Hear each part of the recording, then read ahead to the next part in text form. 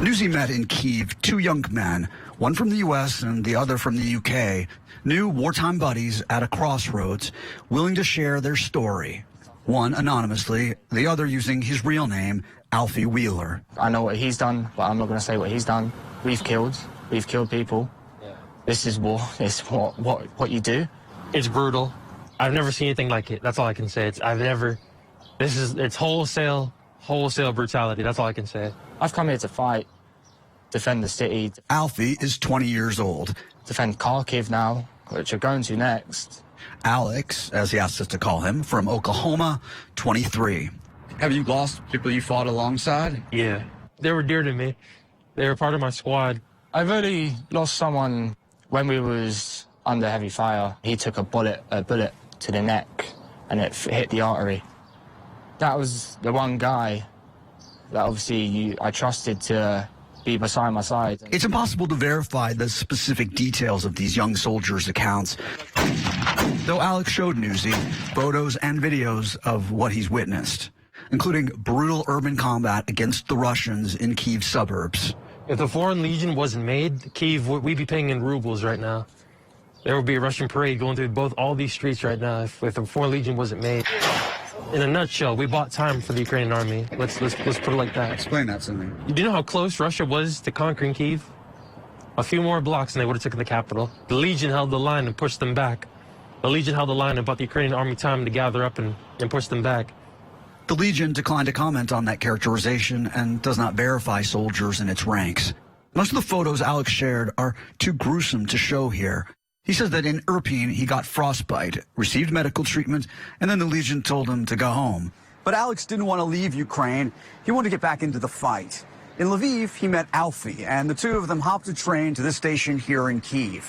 Their plan? Join the Ukrainian offensive in Kharkiv in the east. We met Alex and Alfie the day before they planned to head to the front lines. What about your parents? What do they think of this? I don't want to talk about my parents. They must be worried about you, is all I'm saying. They don't know that I'm here, to be honest. On their point of perspective, they might think I'm doing a stupid thing and I've got a death wish. But I don't. I want to try and do the right thing. I want to try and help out as much as possible. Whether I may be stuck in a trench for 2 weeks or I'm just on the front line killing Russians. The plan was for them to be picked up from this hostel in Kyiv and early the next morning head to the front line. Ukraine is going to be defended to my last dying breath, and that's what I'm going to do. That's why I'm here. The next day, Alex joined the offensive in the east to take back Kharkiv from the Russians. You know what I mean? But in a call the next week, there were hints of disillusionment with his new commander. Like on the mission, they gave him like 2 magazines. I'm like, why the f*** do I have 2 magazines? He's like, well, you won't need 6 if you get killed. I'm like, what the f***? And then the fog of war settled in. He said that Alfie had joined a different unit further south and was missing in action. He was killed somewhere in the Donbass. And how'd you find that out? A friend of a friend. But WhatsApp messages sent to Alfie showed they were seen, and it was increasingly apparent that Alfie was not dead. In fact, Alfie had left Ukraine.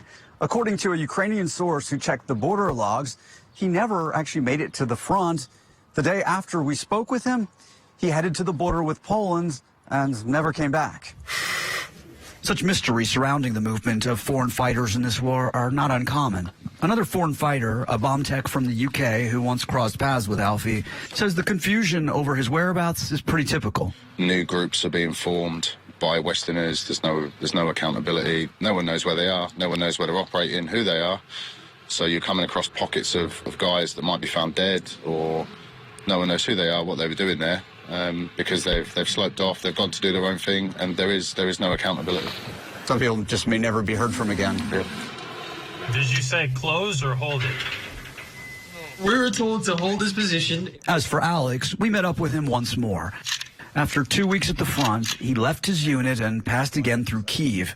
The final straw for him, he says, were his orders to find landmines. So I was in the dirt. I was on my belly. They gave me a Gerber tool, like a multi-tool knife, to poke the ground of landmines. I would pick them up. I'd unscrew the cap, get the detonating pin, pull it out. Did you want to be doing mine clearing? No. When I interviewed you before, you said You're not going home. You're going to stay till the end. What changed? I'm just tired. I'm tired. Do you think this is your last war? This is my last. This is it for me, Chief. I'm going home. I gotta go. Alex had a train to catch, but the war's magnetic pull would prove too strong. Just a few days later, a message from Alex sharing a photo of what appears to be a newly signed Foreign Legion contract and this video of the front lines.